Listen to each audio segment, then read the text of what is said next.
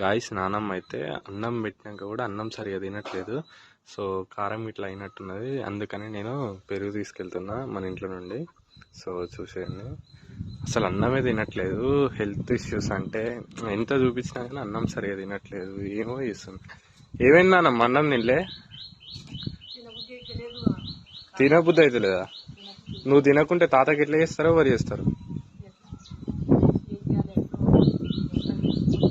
ఇంకో ఇంత మజ్జిగలా కలుపుకొని తిను పెరుగు. పోసుకో, అన్నంలో పోసుకొని ఇట్లా పల్సా వేసుకొని తిను. ఉప్పు ఇట్లదేనా? ఉప్పు ఎక్కువ తినద్దు, ఇట్లా తింటేనే మంచిది ఆరోగ్యానికి. సో ఇప్పుడైతే ఇది కూడా తింటుందో తినదో నమ్మకం లేదు. అక్కడ నుండి అయితే చూసి ఇప్పుడు నేను తీసుకొస్తే అట్లా తింటుంది. కానీ